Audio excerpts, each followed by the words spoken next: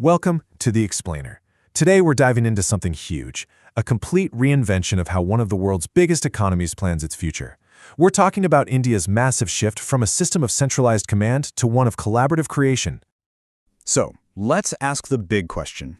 How does a country with over 1 billion people even begin to plan for its future?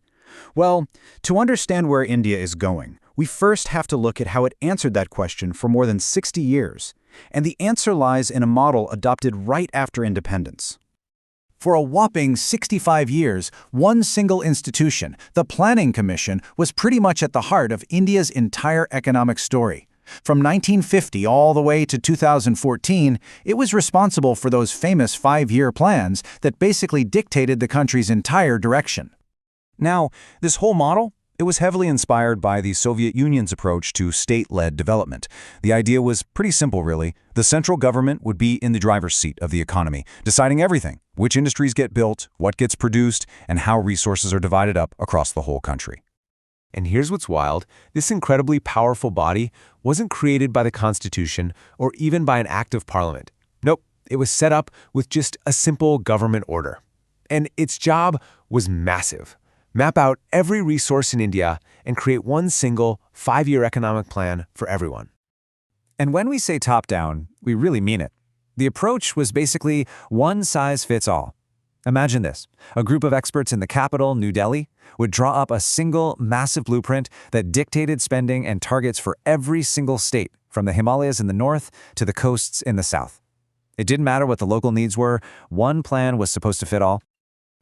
Well, as you can probably guess, concentrating that much power in one place, it was bound to cause some friction.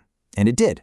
Pretty soon, cracks started to show, and the whole idea of the commission came under fire for how much authority it had within India's federal system. Critics started calling it a super cabinet, and that phrase really hits the nail on the head. You had this group of unelected experts who, in many ways, had more say over the country's money than the actual elected ministers. They were deciding where the money went, which projects got built, all without ever having to face a voter.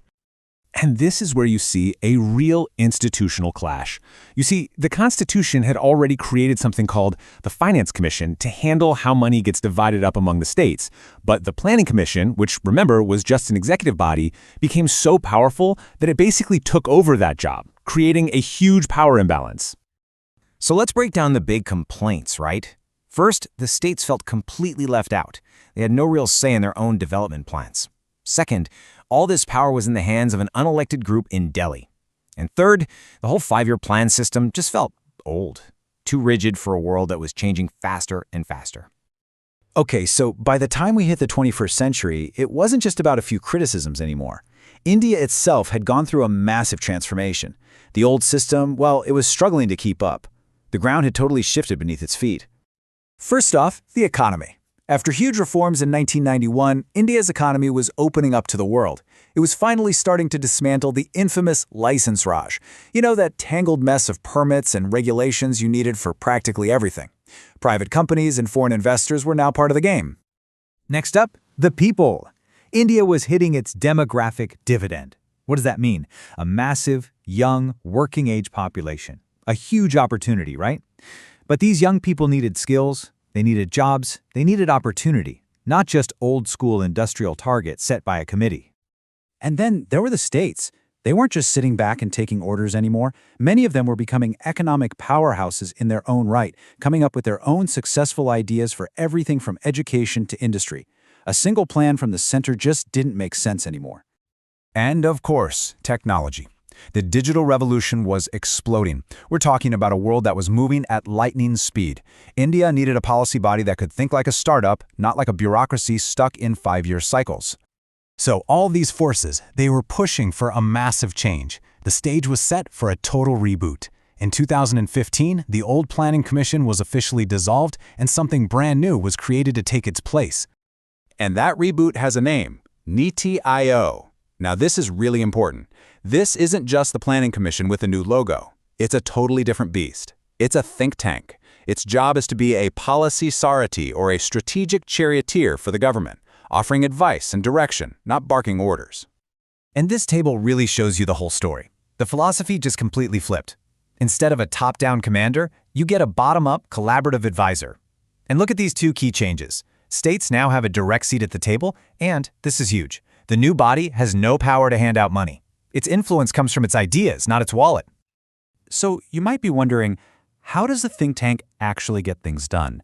Well, it's built on two really powerful ideas that totally change the relationship between the central government and the states. On one side, you have cooperative federalism. Think of it like creating a Team India, where the center and states all huddle up to create policy together. And on the other side, you have competitive federalism. This is where things get really interesting. It uses data to spark a healthy rivalry between states, pushing them all to do better. And how do they spark that competition? With data. Cold, hard facts. NITI AAYOG creates and publishes these indexes that rank states on everything from how healthy their citizens are to how innovative they are. It basically turns development into a transparent race to the top. It's brilliant, really, because it encourages everyone to learn from the best and step up their own game. And everything NITI AAYOG does is shaped by 7 guiding pillars. It's not just about economic growth. You've got principles like Antyodaya, which means focusing on the poorest of the poor. It's about including everyone, leveraging that youth power we talked about, and this is a big one, focusing on real, measurable outcomes, not just on how much money was spent. So, what's the bottom line here? It's a complete paradigm shift in how to govern. It's a move away from that old world of centralized control, of just counting the money being spent, and it's a move towards a new way of doing things, collaborative thinking, focusing on actual results, and treating states like the true partners they are in building the nation. You know, this whole shift from the Planning Commission to NITI AAYOG, it's one of the biggest experiments in governance happening anywhere in the world right now. It's a huge bet, a bet that ideas, data, and collaboration can be more powerful than just top-down control and money. And that leaves us with a really fascinating question to think about. Can a think tank truly transform a nation?